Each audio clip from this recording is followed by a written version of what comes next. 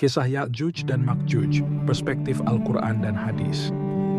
Kisah Ya'juj dan Ma'juj merupakan salah satu cerita yang menarik dan penuh hikmah dalam ajaran Islam, khususnya terkait tanda-tanda besar menjelang hari kiamat. Video ini bertujuan untuk menggali lebih dalam mengenai asal-usul, perjalanan, dan pesan yang terkandung dari kisah Ya'juj dan Ma'juj sebagaimana diungkapkan dalam Al-Quran dan hadis Rasulullah SAW. Kita akan menyelami ayat-ayat Al-Quran, hadis yang sahih, serta refleksi atas makna besar yang tersembunyi di balik kisah ini. Sebagai seorang Muslim, memahami kisah Ya'juj dan Ma'juj bukan sekedar mengetahui cerita, tetapi juga memetik pelajaran spiritual dan moral yang relevan sepanjang masa.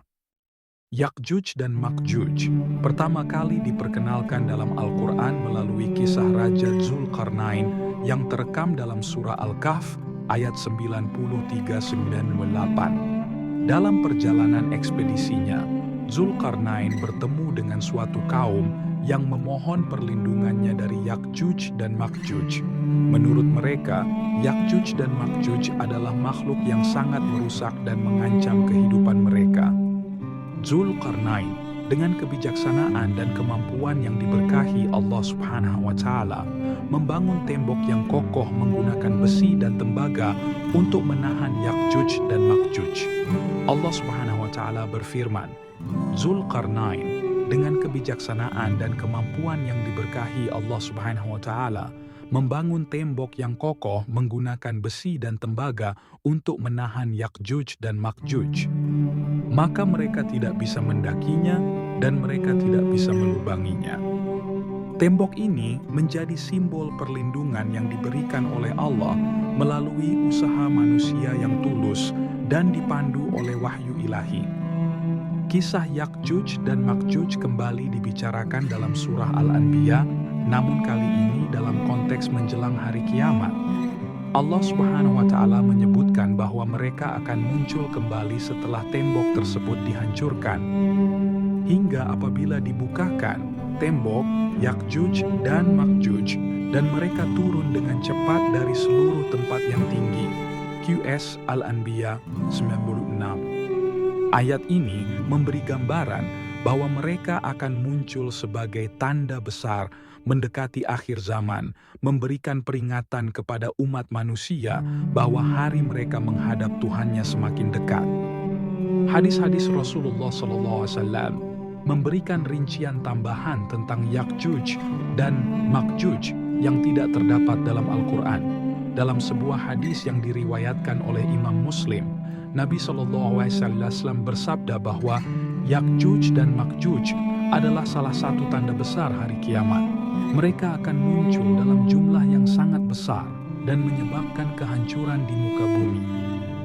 Dalam riwayat lain, mereka digambarkan begitu banyak sehingga mampu meminum habis air di sungai besar seperti Danau Tiberias, sekarang dikenal sebagai Laut Galilea.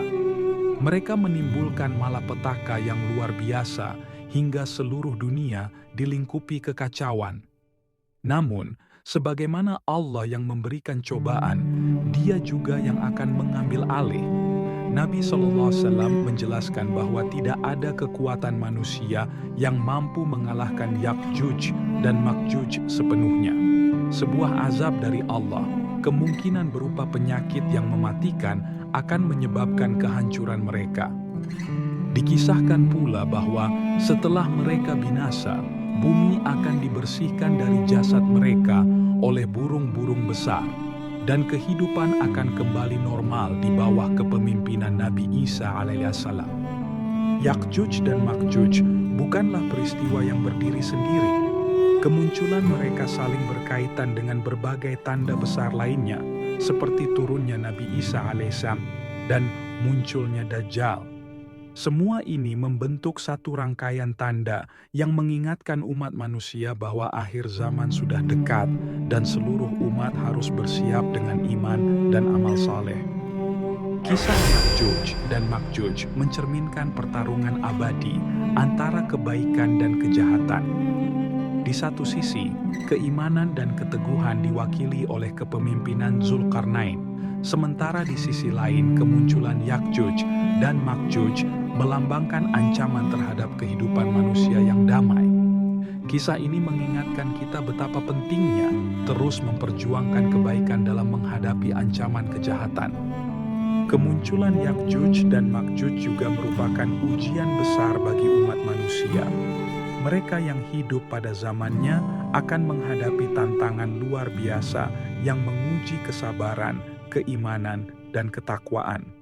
Allah memberikan contoh bahwa keteguhan hati, meskipun menghadapi ancaman terbesar, adalah hal yang paling penting untuk menyelamatkan diri di dunia dan akhirat.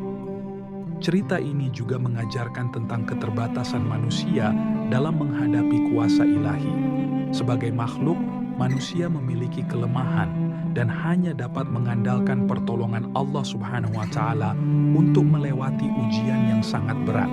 Hal ini terlihat jelas dalam cara Yakjuj dan Makjuj dihentikan, bukan oleh senjata atau kekuatan manusia lainnya, tetapi melalui kehendak Allah.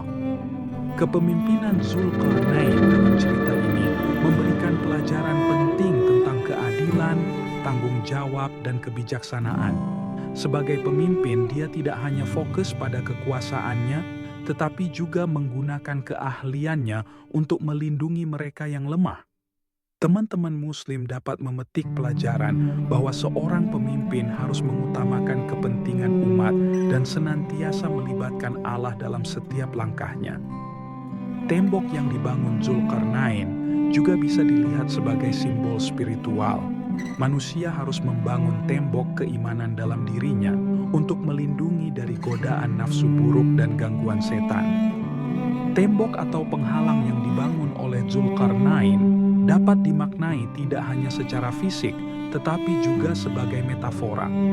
Tembok ini menggambarkan pentingnya batasan hati dan pikiran yang kokoh untuk tidak tergoda pada perbuatan yang menyimpang. Yakjuj dan Makjuj sebagai simbol kehancuran memberi gambaran bahwa hanya mereka yang membangun benteng keimanan yang akan selamat di dunia dan akhirat. Kisah Yakjuj dan Makjuj tak hanya relevan bagi umat akhir zaman, tetapi juga memiliki makna besar bagi kehidupan sekarang. Dalam dunia yang penuh dengan tantangan moral, sosial, dan spiritual, kisah ini mengajarkan pentingnya memperkuat iman, keadilan, dan persiapan menghadapi ujian besar. Allah telah memberikan peringatan melalui kisah ini bahwa godaan dan kejahatan selalu mengintai, dan setiap individu harus mempersiapkan dirinya dengan amal yang baik. Bagaimana kita dapat mempersiapkan diri secara spiritual menghadapi ujian akhir zaman? Apa hikmah dari perlawanan Yakjuj dan Makjuj terhadap kehendak Allah? 3. Pelajaran kepemimpinan. Apa yang dapat kita ambil dari kisah Zulkarnain? Kisah Yakjuj dan Makjuj sering menjadi bahan diskusi di kalangan cendekiawan Islam. Ada perbedaan pandangan tentang apakah mereka adalah makhluk literal atau simbolik.